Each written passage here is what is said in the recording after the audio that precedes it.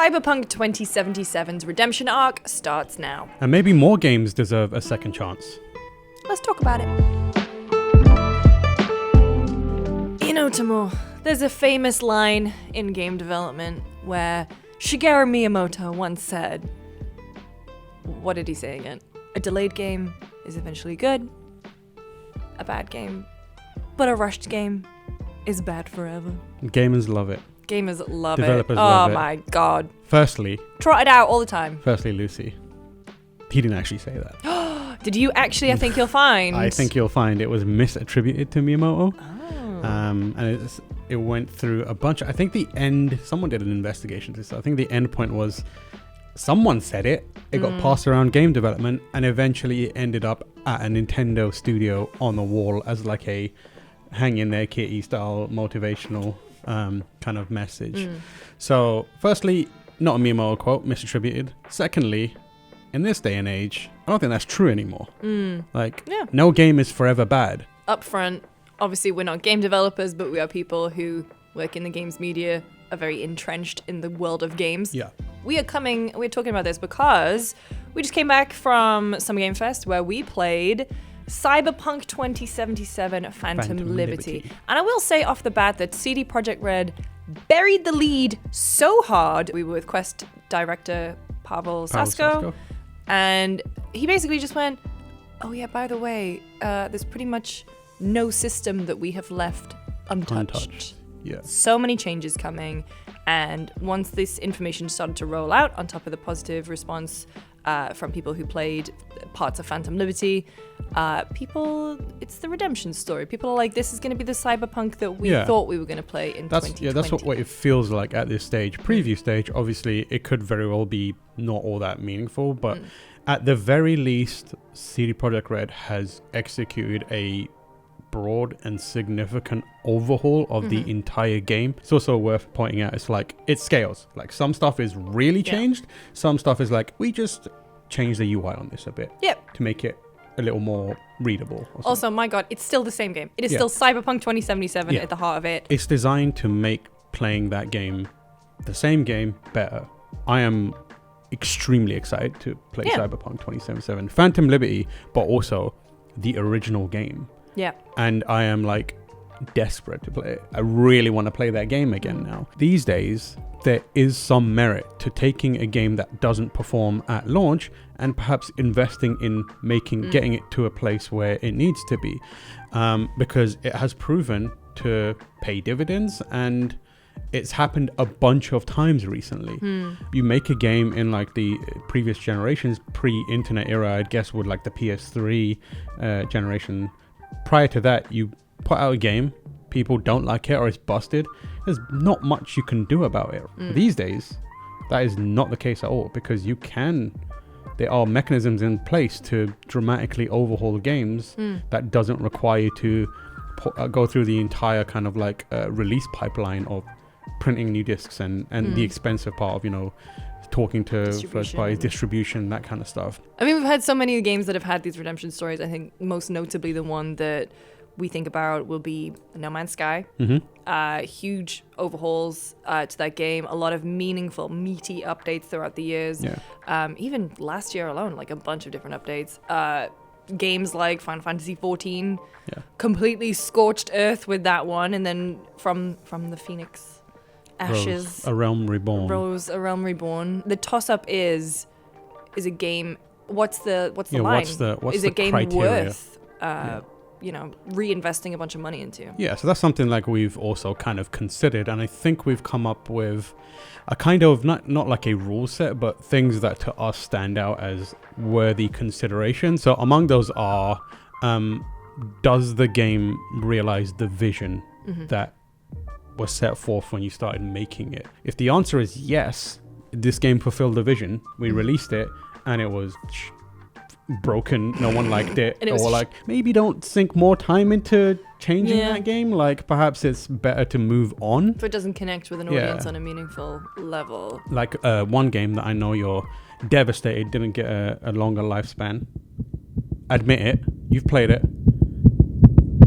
The MMO that you were crying about earlier. Oh, Family Guy Online? Yeah. That's very good. I never played Family Guy Online. She's lying to you. She played Family Guy Online. She was devastated when it was shut down. No, because we were looking for examples and stuff, and I was going through... Peter. The horse is here. The MMO is closed. Hyperscape would be one. Hyperscape felt like a game that fits into this category because it seemed like it realized the vision. Like, it seemed like the thing that they were pitching us was exactly what we got, and people didn't really care. If the answer is like, did the game realize your vision, and the answer is no, this is probably a better circumstance to consider investing more resources in fulfilling the vision or getting as close to what the vision as possible. But obviously there are a few follow-up factors to that. Like, is there a genuine interest in seeing that vision realized? Final Fantasy, with A Realm Reborn, I think the interest in that was a MMO Final Fantasy game. Well, it also was profitable too at that point. Like, it was bad, but people were paying for it. People were paying for it, exactly. And the issue was, like, Square Enix felt the experience that they put out wasn't good. So that was a good example of, hey, we can make this better. Let's spend more time and do it. And the other one, obviously, is the game that we're talking about, is the focal point, Cyberpunk. The reality of it is there a business case to be made for reinvesting? I mean, even though it got taken off PlayStation for a number of weeks, it still sold a hell of a lot. And Witcher 3, one of the top 10 best-selling games of all time. Exactly. So that business case is there for Cyberpunk. You look at another game, invest more time and resources in it to get it where it needs to be, is GTA Online. It wasn't a particularly great start. It was I remember playing it was rough and rocky. Yeah. But like the potential of an online version of one of the biggest, most lucrative entertainment franchises of all time is definitely worth pursuing. That's the kind of thing you look at and go, all right, we biffed it. And instead of just going, let's move on, you go, let's get this right, because the business case for getting this right is good enough that it's worth taking a risk on. And they took the risk. They sunk the money. And now millions, if not billions. Rockstar has more money than some countries. Like, it's that lucrative for them. I think the other one that is really important from our side, and the one that I think about is, would it benefit the developer? Redfall, we're sorry. It's interesting because, like, Redfall as a game, if I looked at the core experience, I wouldn't see anything in there that makes me think this is worth pursuing. Here. But I do think that although there's nothing particularly in the game that's exciting for me, I do think that there is a case to be made that Arcane needs to do it. Chances are people are going to forget all the bangers that they've made, Dishonored, Deathloop, Prey, and just remember that they biffed it with Redfall. Yeah. So there is a case to be made for Arcane getting this to a much better place where they can get at least some goodwill either through the game is better or at least you put in the work to get it where it needed to be, so that when the next game comes around, the conversation won't be dominated by a kind of umming and ahhing about their ability. It's important to note that it doesn't always play out. Yeah. Like, look at Evolve. Asynchronous multiplayer, hunting beasts, the cleverest logo of any game I've ever seen. And then it died.